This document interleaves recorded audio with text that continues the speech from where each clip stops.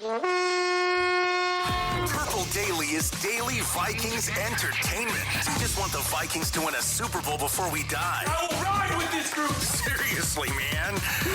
Please. And away we go. It is officially football season. The calendar has turned to September. There's a crisp fallness in the air. And we are going to pick the Vikings schedule on today's Purple Daily for the final time before the season starts, plus Judd's practice notes.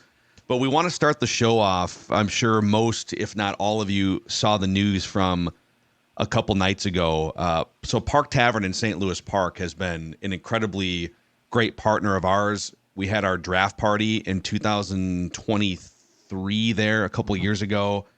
It has been the official sports bar of the Sports Dad. It is your neighborhood sports bar going back decades and decades, Park Tavern in St. Louis Park. And a bunch of people were enjoying a beautiful Sunday night on the patio. And there's details still coming out, but tragically, a driver, drunk, drove through the outdoor patio area, killing 2 people and severely injuring a small handful of others. And we just want to start the show by saying our hearts are broken. Our hearts are out for the families and the friends and the people that work at Park Tavern. And we have set up, so there's 2 GoFundMes right now. If you go to scorenorth.com/donate, it'll direct you to the GoFundMe that's been set up by Christina Folkert's family. So she is a server, and her mom was a longtime server at Park Tavern. She tragically passed away on Sunday night. There's a GoFundMe, scorenorth.com/donate. I also just retweeted from @PhilMackey another GoFundMe for a woman named Tegan D'Albany, who is in severe condition in a hospital right now. There's a GoFundMe for her, and I retweeted that, like I said, @PhilMackey on Twitter. Yep. And then the second death was a man named Gabe Harvey, who was a Methodist hospital ICU employee, just there gathering with friends and having a fun Sunday night. And so, yeah, Judd, you stopped over there yesterday and were there at the memorial and talked to some people from Park Tavern. Yeah, and the fourth name I saw of a person who was severely injured is Theo Larson, and I think there's also a GoFundMe for him. And yeah, it's absolutely heartbreaking and it's absolutely terrible. I stopped by and dropped off some flowers yesterday. There's a memorial out there, and I talked to our friend Cheryl, who has, her and Phil basically run that place, and it's a community, it's a family, it's part of now my hometown in SLP here. And so, yeah, it's an undescribable. I mean, I've been just heartsick for 3 days now. There's no way that you can get your head around this, and the tragedy so unnecessary. And poor Christina, 3 kids, and those poor kids, and now she's just gone. And I think she was 30, so she was a kid. And then I believe the rest of the people who were either in Gabe's case killed or hurt worked at, as you said, Methodist Hospital, where they save people.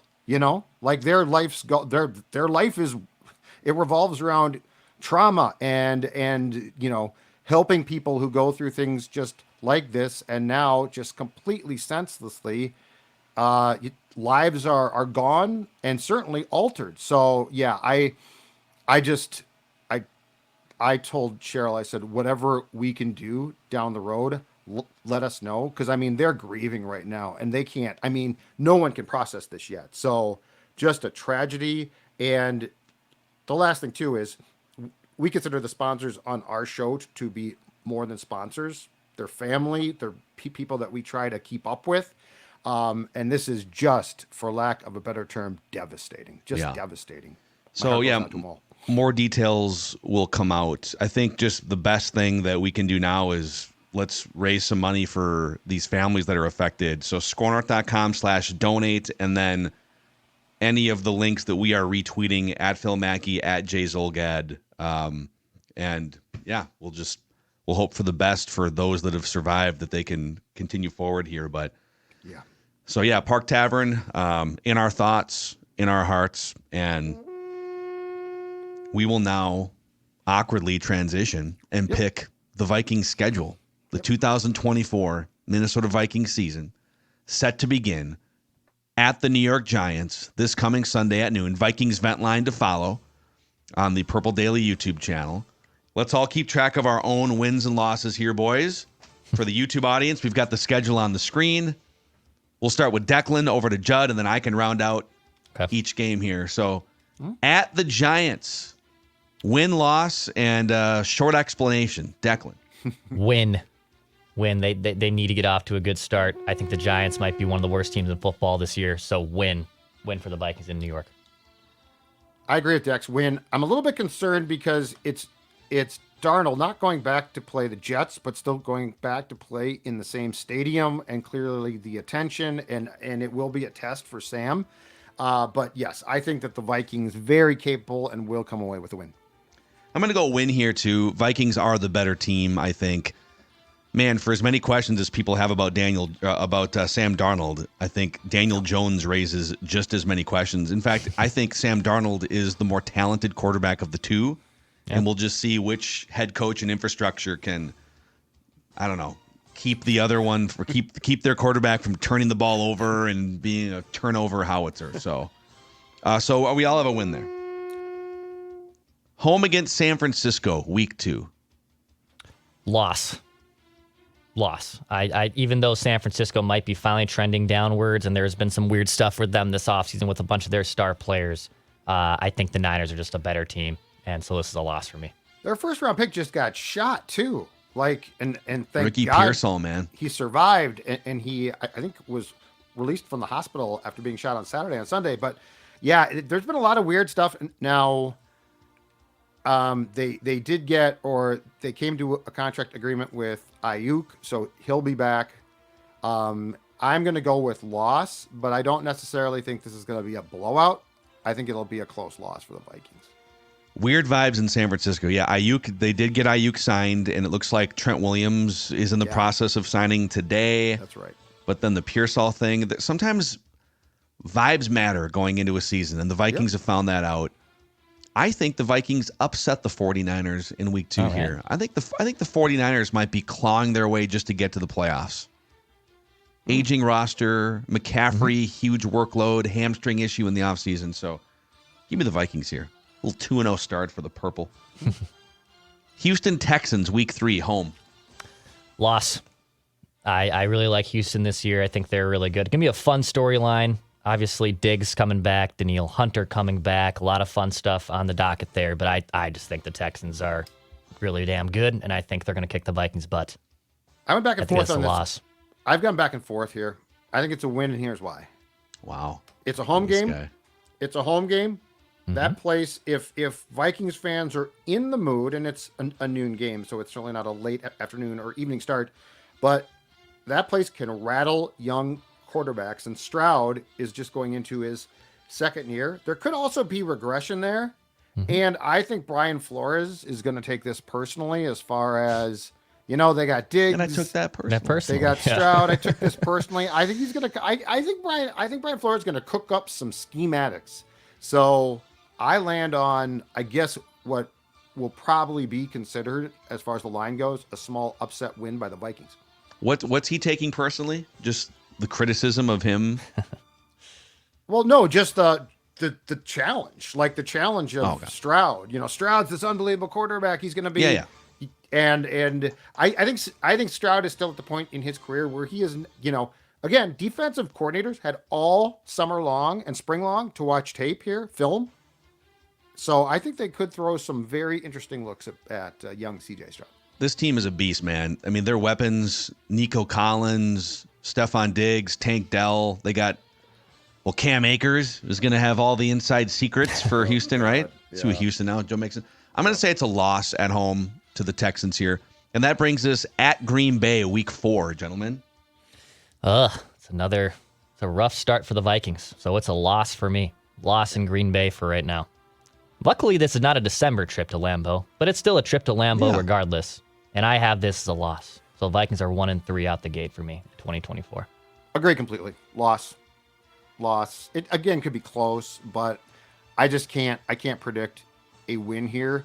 Of course, I am assuming that the Jordan Love who played the last 8 games were great. I'm assuming that is the Jordan Love that starts the season now for the Packers. But yes, a loss. Feels like a loss here. Feels like maybe Sam Darnold gets a little overwhelmed and a couple bad turnovers or something. Just, I don't know. The vibes don't feel right for this one. That brings us to the London game on Sunday, October 6th against the Jets. Aaron Rodgers. Rodgers.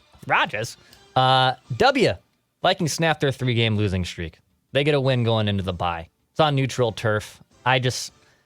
As of now, I'm not a big believer that Aaron Rodgers is still him and that the Jets are going to be scary now that he's back. Now, we'll see what happens with the Jets when the season starts. But if you're asking me today, I think the Vikings can beat the Jets. So it's a win for me.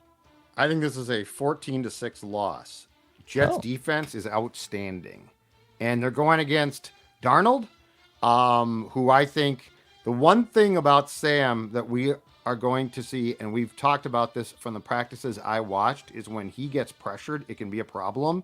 He can make some very foolish decisions.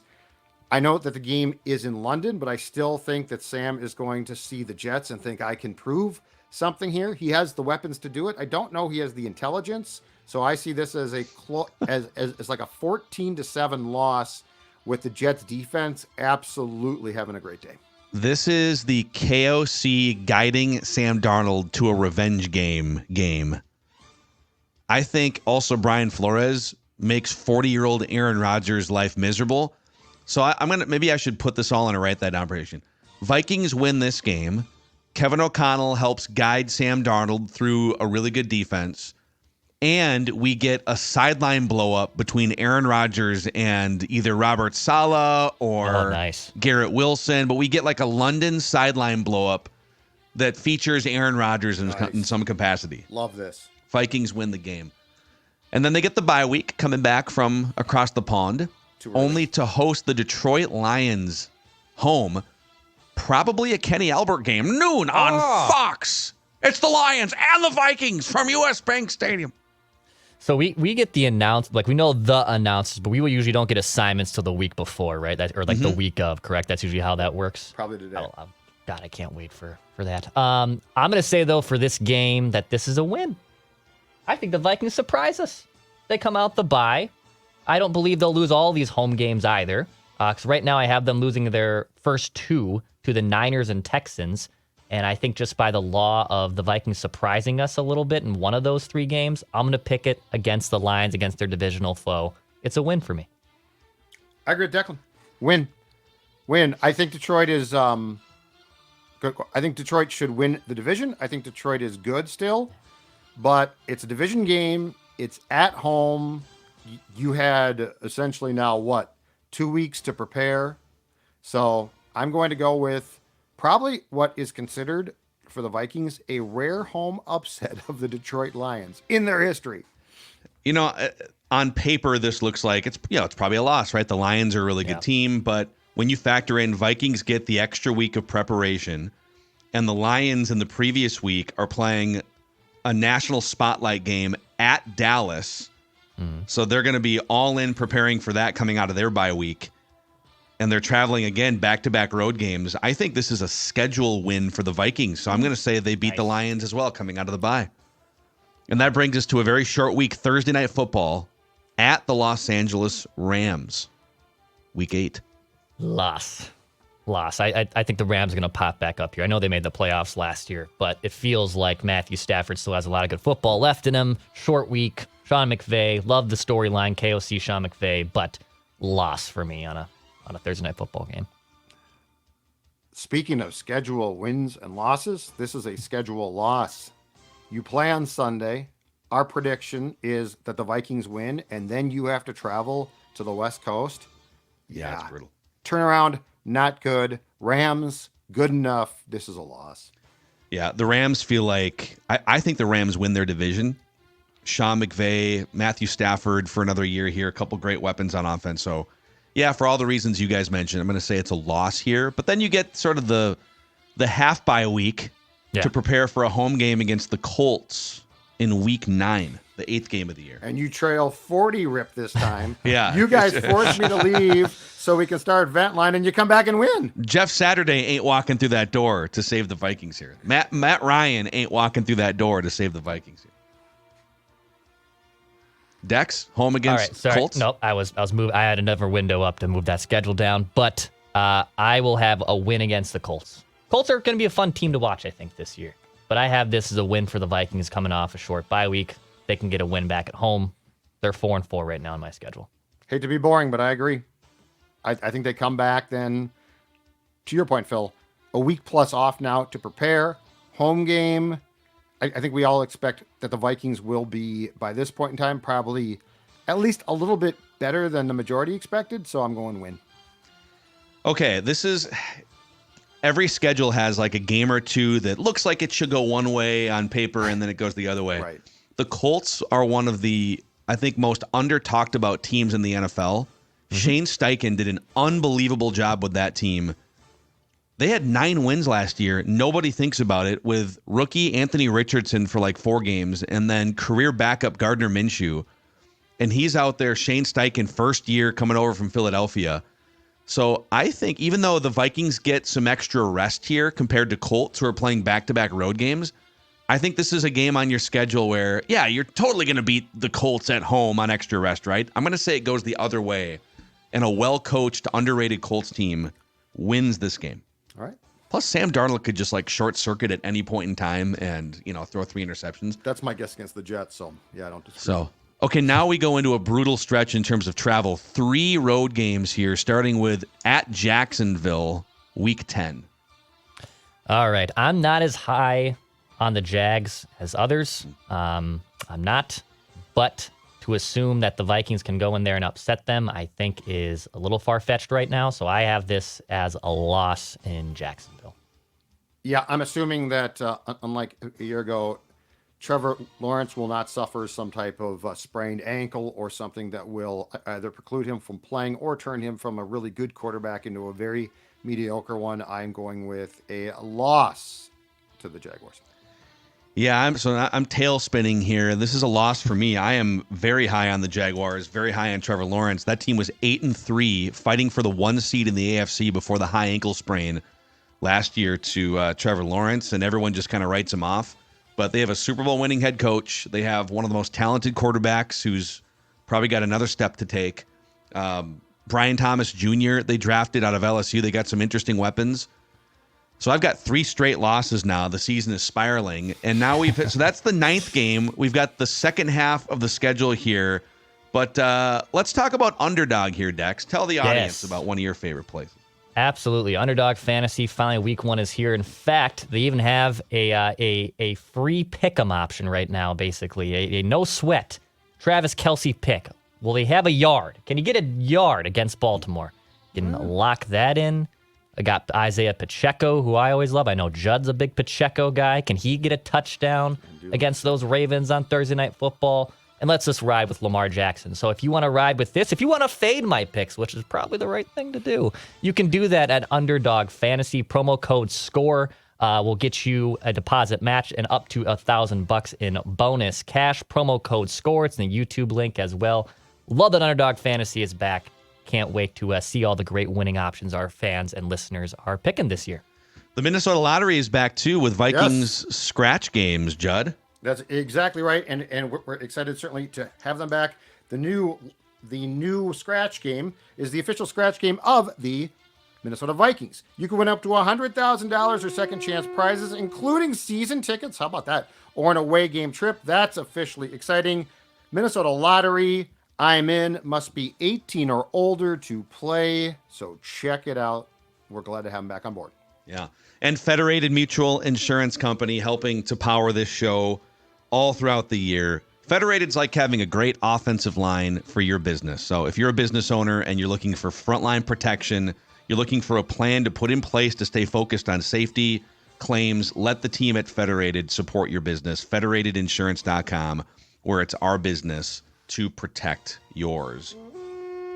Okay.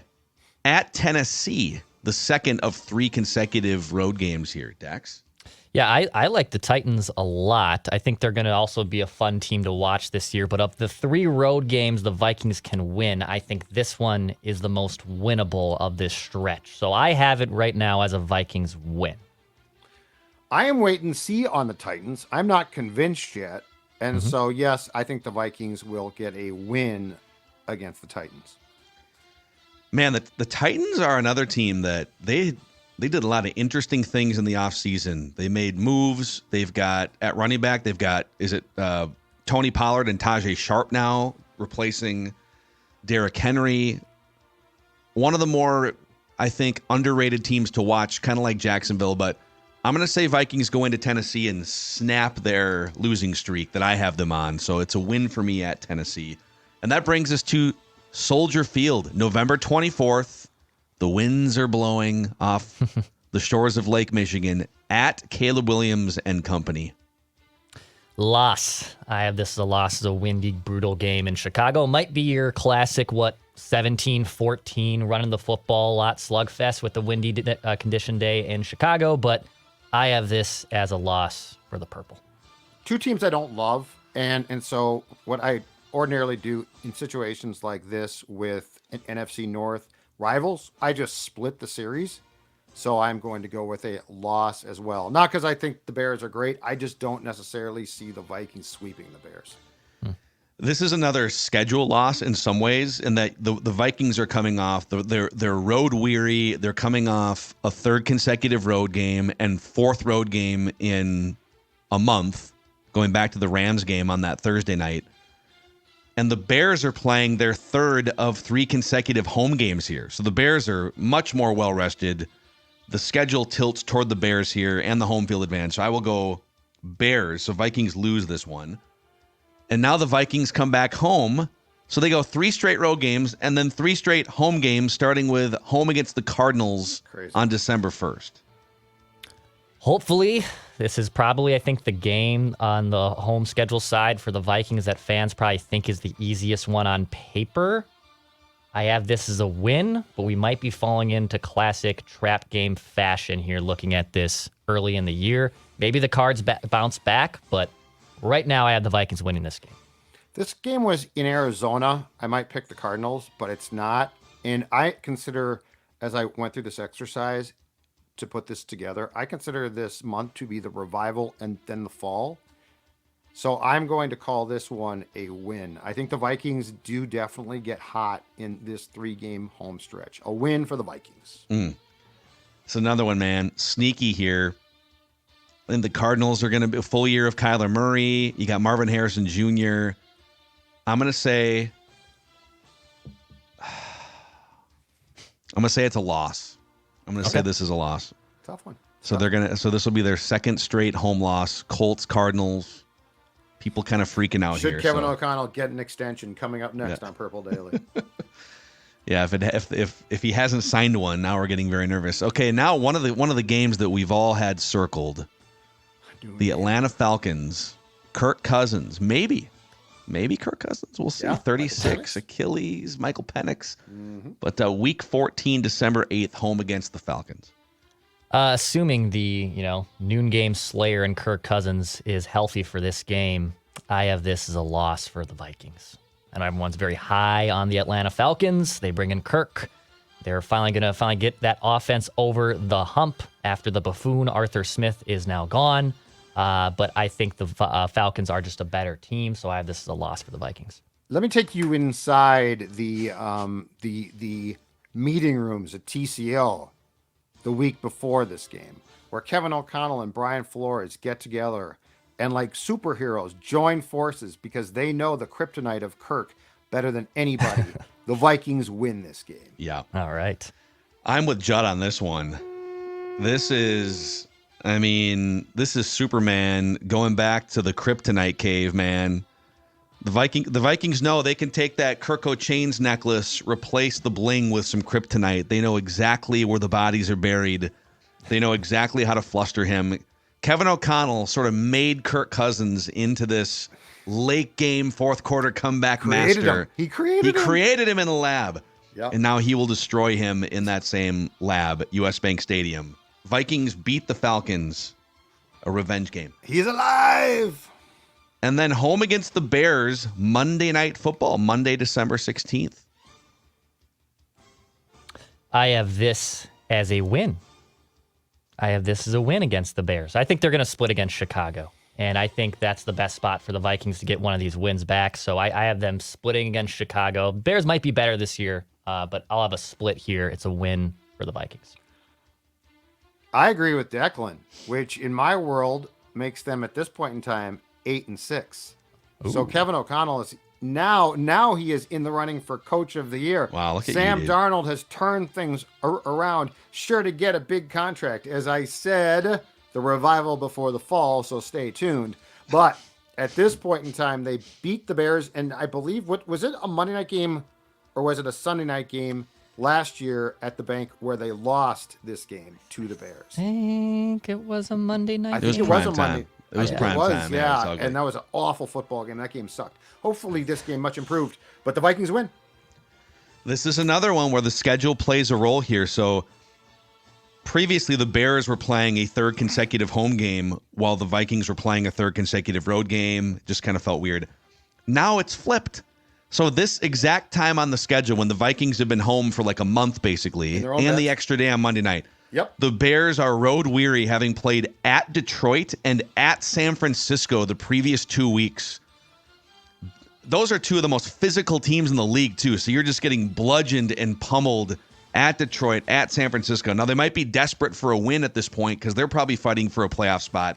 But I'm going to say Vikings turn Caleb Williams over a couple times, and they beat the Bears on Monday night.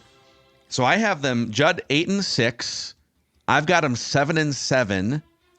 And Dex, 7-7. 7-7. Yep. So all three of us have them in different paths going into the last 3 games of the season, clawing for playoff position.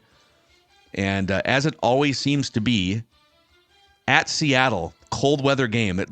They always play at Seattle, and it's always like second half of the schedule, if not December. It's not prime time. At least it's not the traditional Zim Sunday night game where they completely melt down and Kirk would throw the ball backwards. Could be flexed at some point. Yeah. Could be. So at Seattle, week 16. Loss. A loss. I just, late in the year, Seattle's tough place to win at. I have this as a loss.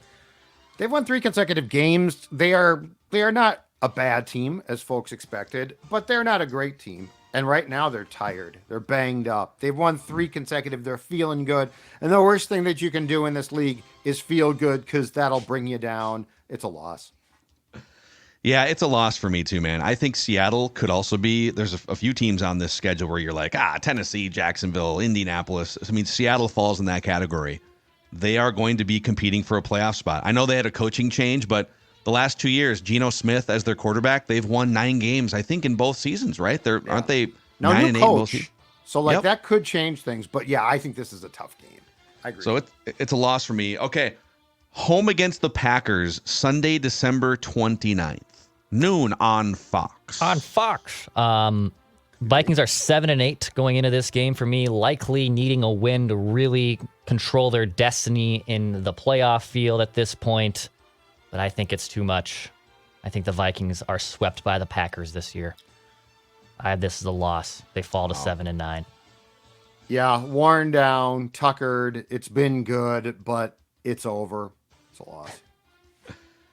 I disagree. I think the Vikings clinging to life, showing fight, showing good signs going into 2025 that, hey, this roster, even without a high-end quarterback, can fight its way. I've got them beating the Packers, so I've got them splitting with, I think I've got them splitting with all 3 division teams. Well, so far. Yeah, TBD on week 18. So I've got them winning. Very much. So we all have them at 8-8. Declan 8-8, or no? You've got them 7-9. 7-9. Okay, going into the last week of the season. Yep. And Judd 8-8.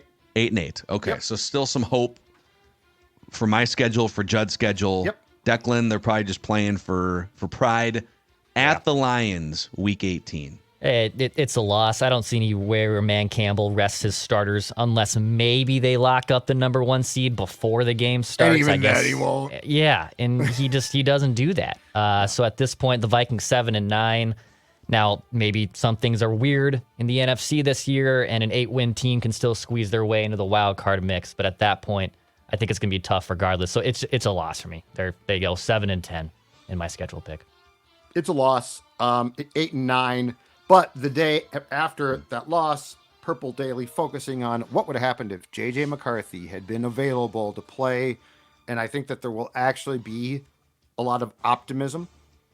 And the 8-6 was a shocker. But again, attrition with injuries, they wore out. They really weren't a great team. So I think if I was to say right now, 8-9, but the prospect of McCarthy on the horizon for 2025, gentlemen, you'd be pretty optimistic. So I do not think that this year is a downer. I think it sets the table for a lot of optimism next July when training camp starts. Yeah, it's a loss for me as well. Detroit's the better team. Detroit's playing at home, and Detroit probably playing for something. They might be playing for the division, depending on where Green Bay's at. Maybe seeding. Dan Campbell's playing to kick your ass no matter what. He just wants to kick your ass. Bite kneecaps. So a feisty, valiant effort. I actually have them starting 4-2 and then fading as the season goes on and going 8-9. So the way in which that plays out, people might not be thrilled, but 8-9, Judd 8-9, and then Declan 7-10, right? Correct. Yep. Bonus question. For me. Bonus question. Does Sam Darnold healthy, let's say he's healthy the entire year, does he start every game? Yes. If healthy, yes. Okay. Yeah. He's good enough. Like I think if they perform in this fashion as a team and go 8-9, then some of my wild predictions about like a 100 passer rating or whatever, like write that down stuff goes out the window. But sure, does he do enough to throw for 4,000 yards? And yeah, and it's a brutal schedule in certain spots if all these teams stay healthy. Because like the spots that you think are okay, a home game against the Colts. Well, that team's super competitive. Home game against the Cardinals. Okay, well, Kyler Murray, Marvin Harrison Jr. They've got weapons to deal with. There's not that many games. Every team in your division is either really good or on the rise in Chicago. The only real like respites on this schedule on paper are maybe home against Arizona, but I just outlined why that's not the case. Every week there's not like gimme games on this schedule. You don't get the Panthers twice, you don't get the Saints, teams like that. Sure. And my biggest complaint, I hate, especially the second half, how it's laid out. You never should have a 3-game homestand and a 3-game road trip. Yeah. Like, I absolutely hate that. Football, the max 2. 2 on the road consecutively, 2 at home consecutively. I do not like this schedule at all from just a fan perspective. Yeah. Yeah, and the Bears have the same thing as we outlined, just flip-flopped across from I just don't like where it. the Vikings are at. Yep. You know, one thing I love is Prize Picks is back, and you can win up to 100 times your money on Prize Picks this season with as little as 4 correct picks. So, all you have to do is like use your thumb. In fact, I just popped open Prize Picks right now. I'm looking at passing yards, more or less. Sam Darnold, 229.5 against the Giants. I feel like game flow. I feel like I'd probably take less on 229.5, and the Vikings look to ground and pound. But you pick more or less on projected stats. You select between 2 and 6 players. You place your entry. All the withdrawals are fast, safe, and secure. And if you download the Prize Picks app today and use the code PURPLEDAILY, you get $50 instantly when you play just $5. So Prize Picks app, code PURPLEDAILY. They'll give you $50 instantly when you play 5. So check them out. Prize Picks, run your game. Run your deck game, too. This is beautiful weather to just have a beautiful new deck from Ugly Deck, be sipping a beverage and watching football, Jeff. And that dovetails perfectly into what Ugly Deck wants, which is their mission is to rid the world of all of those ugly decks. And look at that gorgeous deck right there. Book a free deck estimate this month and get 3 free footings included. Just need a facelift, so not a ton of work. Get up to $1,000 off installation or a DIY deck package. For the DIYer, and I know that you're out there, Ugly Deck can install your footings and ledger and save you from that mess and frustration on the hardest part of building a deck. If you want the top carpenters and maintenance-free decks to build your entire deck, guess what? They build year-round, so book a free estimate today for a new deck this year. It's this simple. Go to uglydeck.com for that free estimate, uglydeck.com.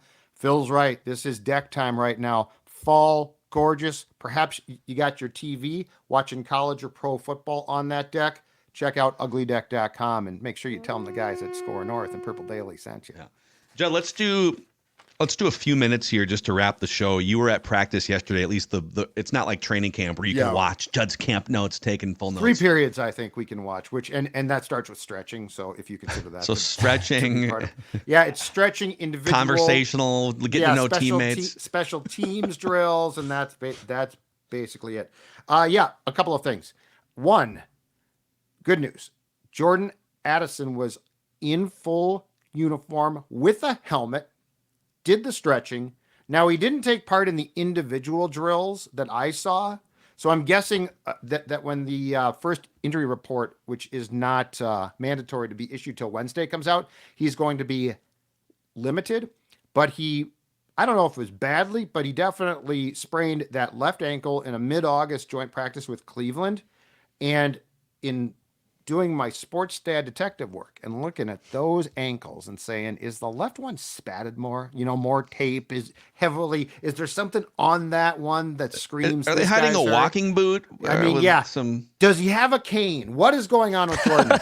Nothing like that. Nothing like that. Peg leg. So both of the ankles for Jordan Addison were taped up. But I'm guessing he does play on Sunday against the Giants. I guess my question is, full go, limited, but I think that we can be optimistic he's going to play.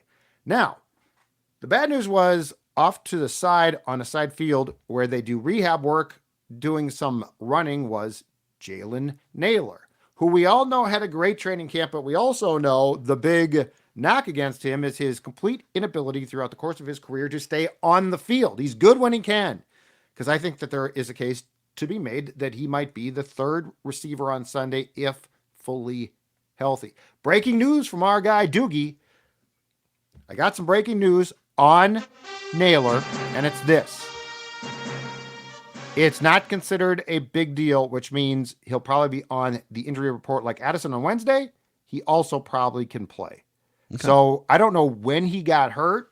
I don't know. Now they did have some type of scrimmage on Thursday, which there was no access to try to replicate game situations, and then had the weekend off.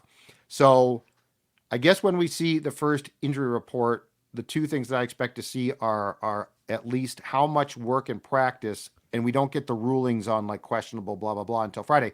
How much work and practice did those two guys do? Yeah. And then the other thing that wasn't necessarily a practice note, but we haven't really touched on it, Jaren Hall, officially a member of the Seattle Seahawks practice squad. Let's get into that just for a few minutes here. Sure. Do you feel like, the Vikings wanted him back, but they obviously liked Brett Rippon. If it came down to like last year, we have to use 3 or 4 quarterbacks throughout the course of a season. Right. Because it's not like you're starting, like at least last year, they went in thinking Kirk Cousins is really good and really durable, so we probably don't need to go too far into our bag of backups. Yep. So we can kind of keep Jaren Hall around and develop him, right? Well, they found out pretty quick that they're flying Josh Dobbs in, they're throwing Jaren Hall into a fire, and with less reliable Sam Darnold being the first point of attack, J.J. McCarthy's already out. They trust Brett Rippon to go into a game as the third quarterback on the depth chart more than they trust Jaren Hall, right? I think that's the case. And on Jaren Hall's front, the Seahawks were interested in him during the draft. Doogie reported that. They even reached out to the Vikings about maybe trading for him at some point in June or July. And they only have 2 quarterbacks on their depth chart. Geno Smith, who's 33, and you can get out of that contract after the season if you're the Seahawks. And then Sam Howell, who's a sack and turnover machine, not like a long-term starting quarterback option. So if you're Jaren Hall, it kind of makes sense. There's not a J.J. McCarthy blocking you here. You're going to be third on the depth chart instead of fourth on the depth chart. So I get it from his perspective, but at the end of the day, it's a fifth-round flyer that wound up being a whiff for the Vikings in the 2023 draft. It did, and it's unfortunate, too, because that 2023 draft is now at least the back end. So it's weird. The 2022 draft, the back end is still here. The front end is gone. The 2023 draft, which was like 5 guys, it's not a huge draft. The back end is gone. On Hall, I think it comes down to this. The Vikings made, unfortunately for them, some assumptions, as you said, including, well, Kirk Cousins doesn't get hurt, so we're fine. Yeah. And if you guys recall, Nick Mullins injured his back in, I think, a preseason game last year. He started the season on IR and was not eligible to return yet when Cousins got hurt against the Packers. Therefore, Hall was thrust in. Sounds to me like the Wilfs were not thrilled and said, this is not an excuse. Like, you put in a guy that shouldn't be playing, which I'm sure they acknowledged, right? So consider this to be, I think, from Kwesi and O'Connell, this is a lesson learned. Brett Rippon is not going to come in and tear things up if he has to play, if both Darnold and Mullins can't play. But they also would have the justification of saying to the Wilfs, hey, the guy has played in games before. Mm-hmm. And I think the one thing that O'Connell liked about Rippon especially was he spent last year with 3 teams, and he started a game or 2 for the Rams. So he has a knowledge of what O'Connell does because of McVay. So yes, this is not like, oh my God, they got Brett Rippon, it's awesome. This is more proving to ownership that you learned your lesson, because Jaren Hall flat out never should have had to play. So that was not fair to Jaren Hall. Last quick thing on this. Fans are going to see that last preseason game and say, what do you mean he can't play? The guy's mobile. He had a couple big throws down the field. Is the comeback to that, maybe he's made some progress in the last year, but the third preseason game against a bunch of dudes who probably aren't going to make the opposing team's defense is way different than an NFL defense with Brian Burns as an edge rusher, or the 49ers in week 2, or Danielle Hunter coming in week 3, DeMeco Ryans dialing it up for the entire week to make your life hell, right? Yeah, and there's no scheme. Those defenses go out and play they've got as fundamental a scheme as possible. But you did not see the Raiders, the Browns, or Eagles defensive schemes. Hall, he just wasn't prepared. And it's not his fault. He was a 5th-round pick. The Vikings took for granted, I think, that Kirk would not get hurt. And that proved to be a bad decision. And Rippon provides just an insurance policy that I think says to the Wilfs, we learned our lesson. Yeah. All right. Judd's practice notes are going to be sprinkled in. You're going to be doing some shows from Wednesdays. You might be posted up out there depending on Access has been moved back too. So it's very fortuitous to the Score North Purple Daily folks that look for Judd's notes. Cause I think they practiced earlier last year. So at times I couldn't go out there. So yes, I think we're going to get more Judd's practice notes from watching stretching. Love it. Hey, that guy stretched great. Yeah, look at those hamstrings. Oh my God, is that some partner stretching going on over there? That's Ty Chandler. You should have seen how he stretched his foot. His hamstrings in great shape. The season is here. We are loaded across the entire Purple Daily podcast feed and YouTube channel, and Vikings Vent Line, the place to be right after Vikings games are over, live on the Purple Daily YouTube channel. We just want the Vikings to win a Super Bowl before we die. We'll see you tomorrow.